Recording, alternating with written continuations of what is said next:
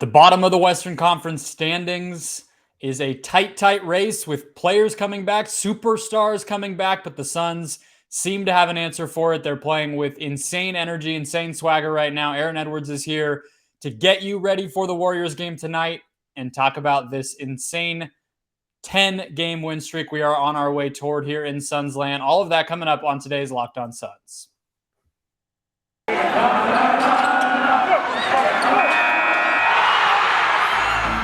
You are Locked On Suns, your daily Phoenix Suns podcast. Part of the Locked On Podcast Network, your team every day.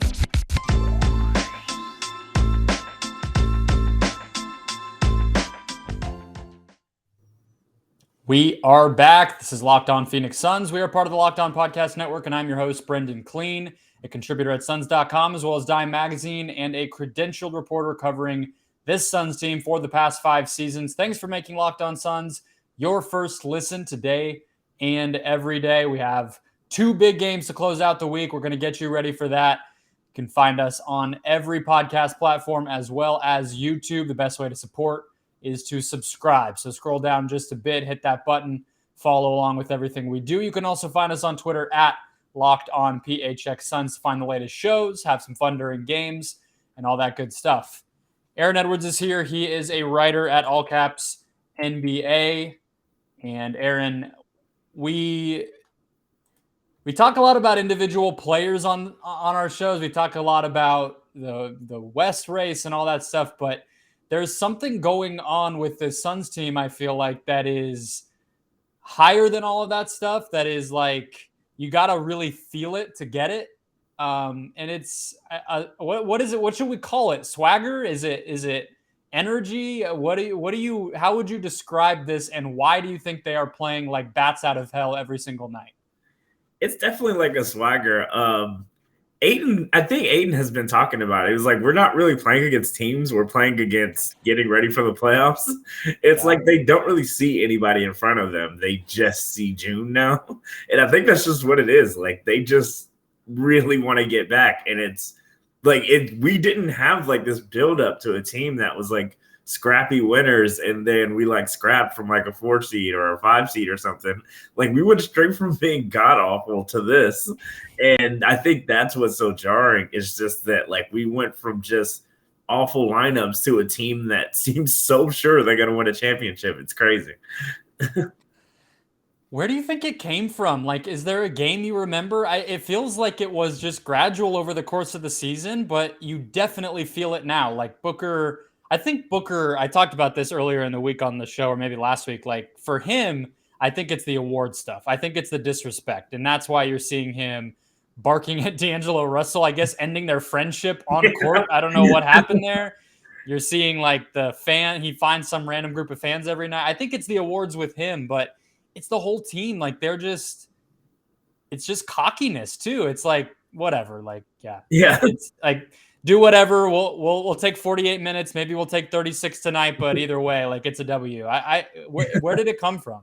I think they all literally trust whoever's out on the floor right now. I think now that we're getting healthier and we're seeing the actual gap that is between them and other teams, I think they just trust each other so much, and they trust Monty so much that they don't really see a scenario where they're the worst lineup on the floor. I really just don't think that, scheme-wise or lineup-wise, I just don't think they care who's in front of them now.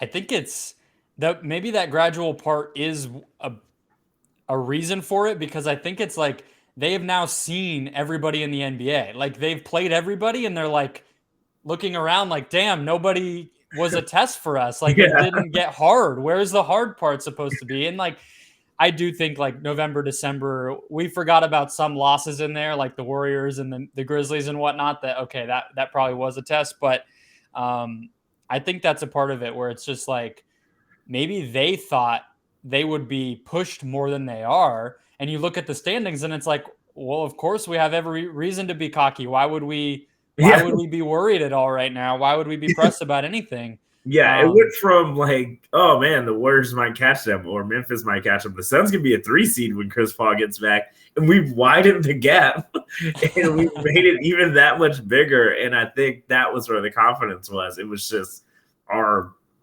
second best player. It was gone, and our backup point guard took over, and our shooting guard took up point guard duties. And I just think everything was moving so smoothly. And then it seemed like Chris Paul didn't even miss any time. He in crunch time a couple of days ago, he against Philly, he did what he always does. He waited, and then till the fourth, we're not just the best crunch time team in the NBA. We're literally historically one of the greatest crunch time teams ever. And I just think knowing in the last 5 minutes that you can get a bucket whenever you want, there's no reason you shouldn't be as confident as they are.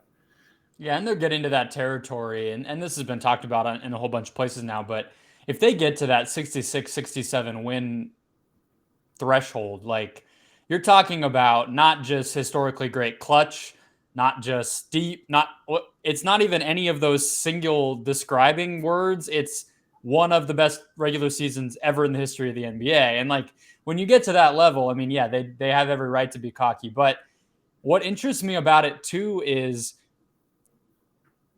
I think that's an underrated part of like, because we spent a whole bunch of time all year. Like, is this guy going to be better than he was in last year's playoffs? Is this guy going to be better? Where have they improved as a team? What skills have these players added? And are they deep enough? Do they have defensive answers for Giannis or Embiid or whatever? What I think we might not have looked at enough is that piece being the difference, because there's going to be so much more pressure on them this year than there was last year. That's going to be a really big difference. Like last season, all along, it was just, I guess we're here, like having fun. Obviously, I think Chris had some pressure. I think Book creates pressure for himself because that's just the way that he handles his business. But like everybody's going to be entering these playoffs being like, that team's the favorite. Everybody's going to think that, unless you're, whatever. There's going to be Eastern Conference fans or Warriors fans or whatever, but the odds books are going to say that. Everybody's going to say that. So I think you have to have that, like something deep inside you that just pushes you to move past that, to get there. Because I think that emotional part isn't getting enough conversation. That's going to really be tough for them, I think. Yeah, I think JJ talked about like just how much of a psycho Chris Paul is. And I think this is why Chris Paul's having so much fun with this team. Like, I think he has never played on a team with this many of them. Like, he probably already knew Book was crazy. Like, they were already bumping heads when he first got here, and he just knows Book is crazy. But I think it's the unexpected ones, like Jay Crowder. Like, he's like a dog. Like, he will shoot you out. Like, if he's hitting, like, he will shoot you out of a game. And I think like he has one of those. They turn Ayton into one. He's just so much more aggressive, and you can just tell like he wants to win. Like you can tell he was like a hooper when he was young, and he would get his numbers. But like you can tell winning is just in him now, and losing hurts.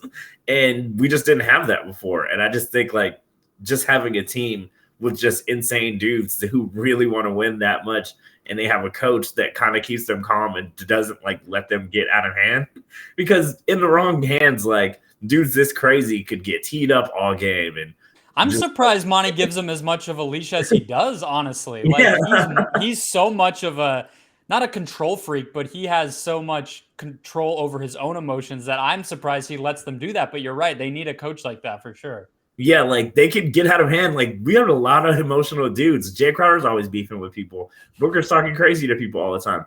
Everybody hates Chris Paul. Like it could get out of hand easily, but having a coach that calm, like that lets them be themselves, I think like in the wrong hands, it really could have gone terrible, but Monty's just the right guy.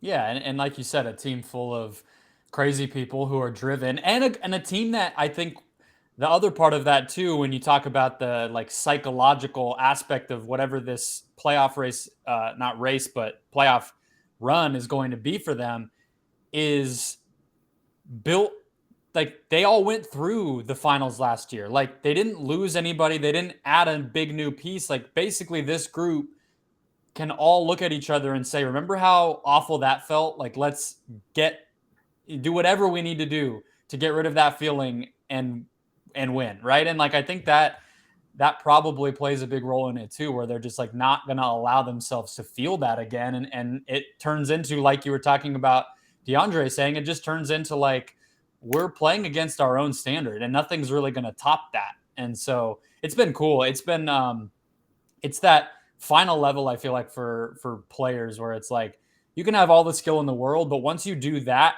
and you play hard at all times, like, I mean, there's not a lot of teams that I like remember that felt that way, and the Suns have kicked it into that gear lately. But they will have some pushback at the bottom of the Western Conference, potentially with news that Paul George is going to play tonight. We're recording this on Tuesday before he actually comes back, but the Suns do have some interest there because if the Clippers end up as the 8 seed, we could see things get interesting. We'll dig into all of the angles there. But first, as we head toward the NBA playoffs, folks, you might be looking for a new daily fantasy option for the NBA.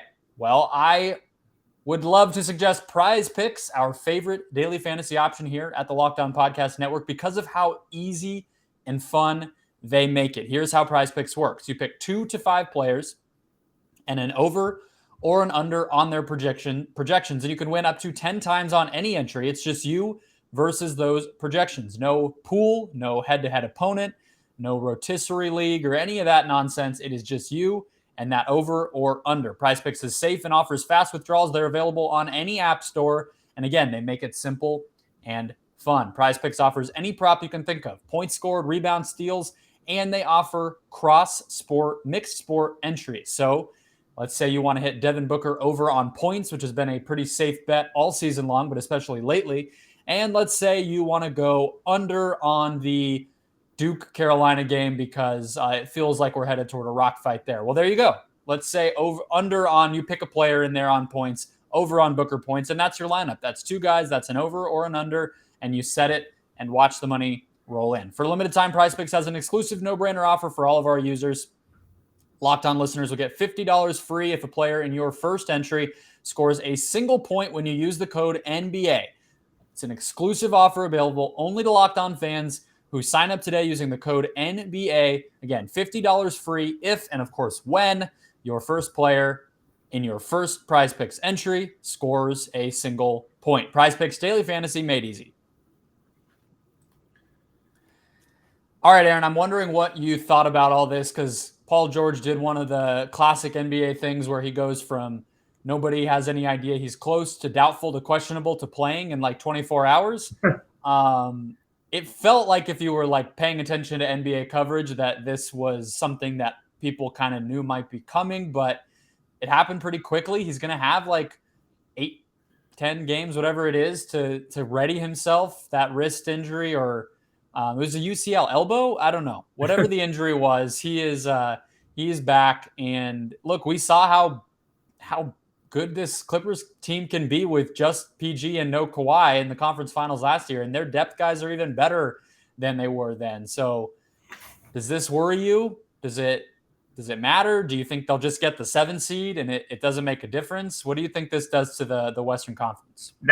They're the one team I would have rather not played first. Like, I think since the Suns did have a tough Laker team the first time, like they're not really tripping about it. Monty is a better coach than Vogel and like all that. So I think if anything, after they wrestle with the Clippers, and it probably will be a hard series now, I think that would just make the rest of the games that much easier. I think if you do want to start off with a tough team, this is probably the one that you want to get by because you don't want them later. I just think getting them early is cool, but yeah, like it's going to suck having to play them in the first round, but they also didn't really have a choice to play LeBron and AD in the first round last year. So I think they'll be fine, and they kind of really don't care who's coming up first.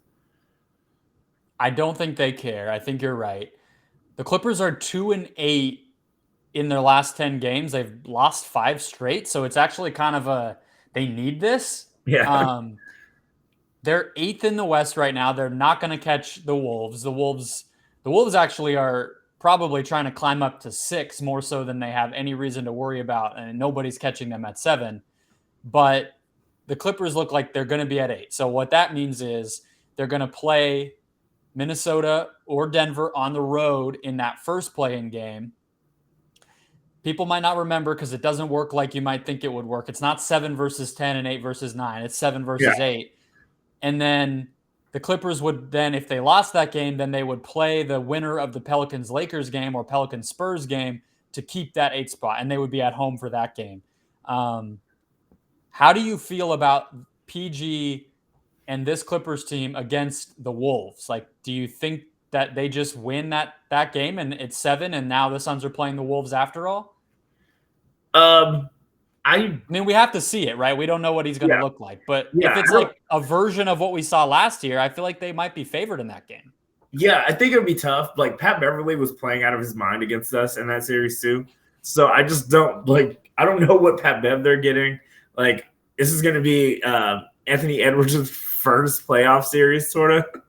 And I just don't know what version of him they're getting. Like, I think the Clippers just have all of the, pieces in the just history that tells you that they're probably going to be way more ready than the Timberwolves are for this game.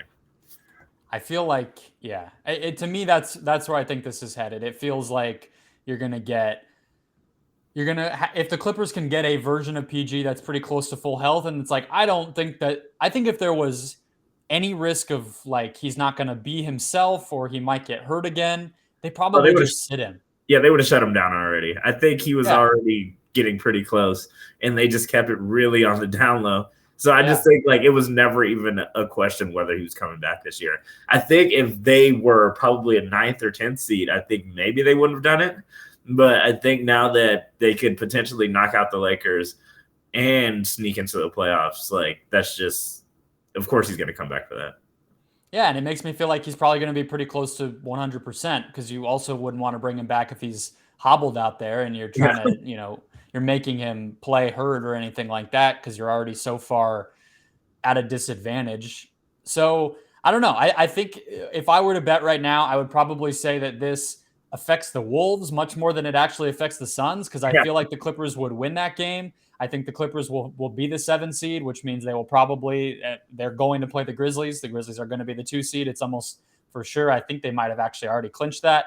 And that would mean that the Wolves play the Suns, assuming that they can take care of business against the Lakers or the Pelicans. So I don't know. I think that's fun. I always root for new matchups in the playoffs, and that would be entirely new. You're not getting Mavs Clips for the 3rd year in a row. That would have sucked. You're not getting, the Grizzlies are playing a new team in the Clippers. Suns didn't play the Wolves at all. I think that would be a really fun way for it to stack up. You'd get completely new rivalries and new matchups all up and down the West.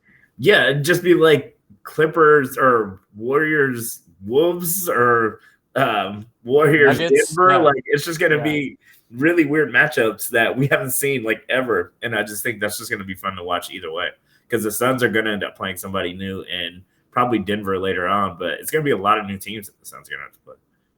Yeah, I'm looking forward to it. It's almost not worth breaking it down all that much because there is so much that could change in both conferences. And I'm just glad the Suns are sitting pretty at 1 because I like the East. It's every day I feel like people who talk about those teams are okay, so they're now 1/2 game up on this team and they play. It's just I'm not in the mood for it. All right. So that's PG. Everybody who listens to this might have seen some highlights. We'll see what he actually looks like, but keep an eye on that situation. Okay, we have a game to play in the last segment of the show. I've played this with a guest in the past. It's going to require some vulnerability. Okay. It's going to require some honesty, and it's sports related. Okay. So we'll get to that in a second. We're going to have some fun with that. First, though, guys, today's show brought to you by Built Bar, the best tasting protein bar ever, my favorite protein bar, and the key to unlocking your New Year's resolutions. Let's say you are somebody who struggles to eat right. Let's say you constantly get to January 1st telling yourself you're going to do it, and then you don't. Well, Built Bar can be the solution because not only do they have some classic go-tos like double chocolate, mint brownie, raspberry, strawberry, but they are not slowing down in terms of new products either, including Built Puffs.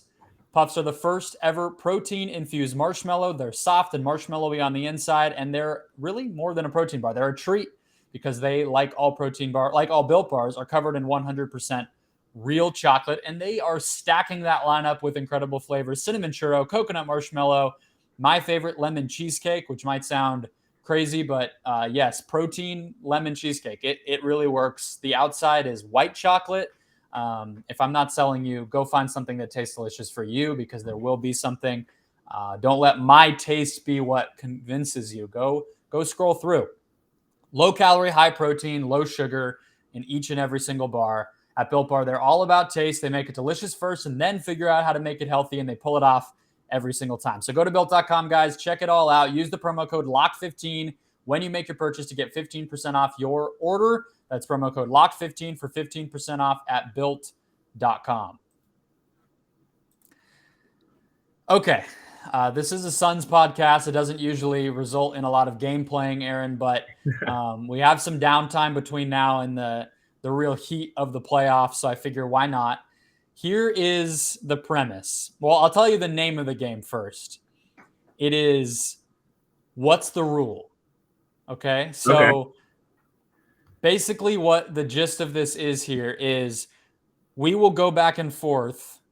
Again, I said vulnerability, being honest, pulling from the depths of our sports knowledge, and admitting to one another and our audience a rule we do not have any comprehension of in sports. Something that we maybe pretend to when we're watching with people, or that we may have like tweeted some sort of pretend knowledge about in the past, but something within sports. It doesn't have to be basketball.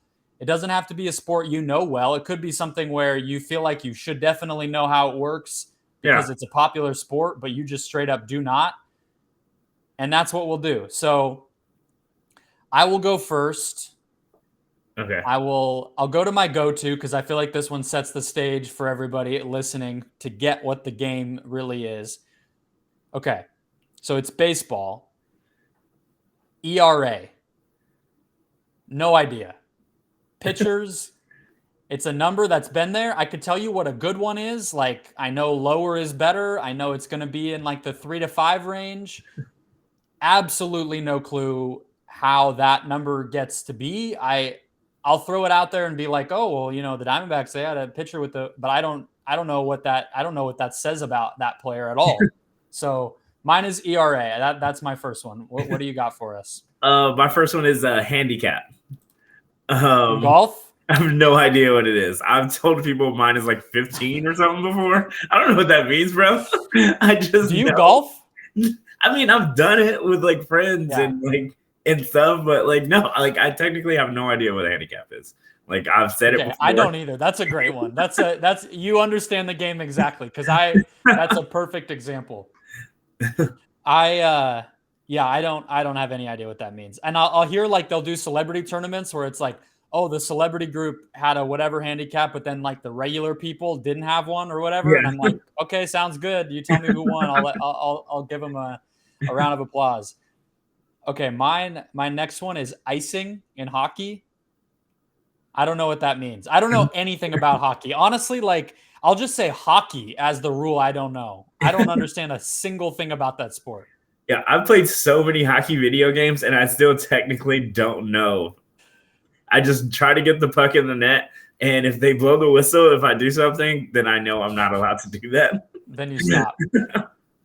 Okay, this actually might be a good way to balance it out. So I'll read the Wikipedia definition of the rules if we care to understand them. And I think icing I feel like it's simple, which is what makes it the most embarrassing. Icing is an infraction when a player shoots the puck over the center red line and the opposing team's red goal line in that order, and the puck remains untouched without scoring a goal. If the puck enters the goal, then there's no icing. So don't throw it. It's like the equivalent of offsides kind of. Yeah, I was going to say, it sounds like offsides in soccer. But not related to people, but just the puck. Yeah. Okay. See, yeah, I don't do our Coyotes show, in case anybody was wondering. I have no clue. Okay, what's your next one? My next one is I literally don't know what final score in tennis games. I just think they play. I don't know what they're aiming for. I love watching it. I know what the final thing is, but I know you have to win games and sets and how like a certain amount of games.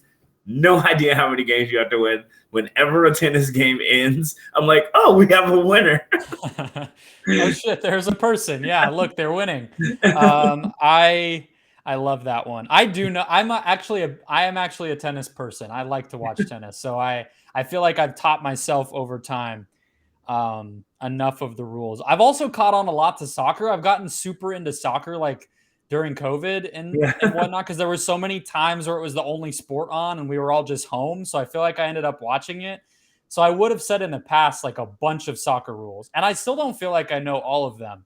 Like sometimes there's cards that get put out there and then they're like, oh, he's not playing in this game because of the cards. And I'm like, all right. Or the substitution rules. I don't understand. They'll say like, oh, and now the coach he can't put the guy in and he needs to. And I'm like, I don't know how many we're at or why, but I'll take your word for that. I don't know. Yeah, I have like no idea how any of it works at all. It seems like you've been watching soccer more lately though. Yeah, I've been trying to watch soccer a lot more, and like I still don't like you get one sub a game. Like there's still stuff I don't get, and I don't know what players are supposed to be good at defense or striking, but I'm just like kind of learning. No, the strategy stuff is, I mean, I'll cover the rule like 2022 resolution, understand the rules. 2023, I will ask people how each player's role is supposed to interact and why somebody's good. Because that's like there are times when like I'll be watching a game and I recognize the name of somebody. So I'm like, I know that he's good, but he has done nothing special. Yeah. Nothing he's done has jumped off the screen to me at all. Let me ask you this to close us out here, though. Are there any things in basketball, which is obviously the sport I'm assuming you like the most, that you still like kind of pretend to understand, but don't all the way? Defensive 3 seconds. I still like. That's because they don't enforce it. Yeah, I'm like, I think you're not allowed to be more than like an arm's length away from somebody for 3 seconds. Is that what it is? But like, yeah, if you touch somebody, it's okay. But if you're just there alone, it's not. But they don't call it. Like, I'm never sure what it is. And I remember like the rule became like that's something that they called in like high school, I think, like later on, or it was something like that when they started calling it. And I got called for it all the time because I just didn't know what I wasn't allowed to do. And I still kind of don't know what you're not allowed to do. I don't understand the old stuff, like the illegal defense rules and some of that stuff that doesn't exist anymore. Like people will refer to that and I'm like, oh yeah, the game's changed a lot. I totally know what you mean. And I do not know what anybody means when they're talking about that. No, I was going to, in college basketball, I understand if there's a ball that goes out of bounds or a few different other situations, I know to look at the possession arrow, but I don't know why it exists. Why is there a possession arrow in that game, but not in the end? Like, why did they decide possession based on randomness in a very important late game moment? Yeah, I really don't get that. Like, if I tie you up and I want us to get a jump ball because it's 7 seconds left and I end up getting my hands on the ball and you have the possession arrow still, then the defense that I played literally didn't matter. I might as well have let you stand there. Then you have to take the ball out of bounds, so I guess it's resetting you, but it doesn't make any sense. There's so many rules in college where it's just like you made it more complicated and you're making it harder on the worst players. Like these guys are not as good and you're making it harder for them to do what they need to do. I don't like watching college basketball at all, but all right. I'm glad you got the game. I'm glad that you were able to bare your soul here. We'll see if there's more because it's one of those things you can almost kind of do once. And then it's like, I'll just repeat the same ones. But maybe if either one of us comes across something as we're watching sports, we can just throw it in there. If we're considering poker a sport, then I got a lot of stuff. You put me in a casino and it's not even a game anymore. It's just my life at that point. I'm not even joking. It just becomes embarrassing. But all right, that'll do it, guys. We are We have 2 big games this week, so I won't obviously be here Friday night for you all unless anything insane happens, but keep it right here for a recap of the Warriors game because that's one of the last big ones of the season. So we'll see what they look like without Steph. We'll see how these teams match up, what Draymond does, all that good stuff. Thanks for making Locked On Suns your first listen today, tomorrow, every single day. Now go make Locked On NBA your second listen to catch up on everything around the association.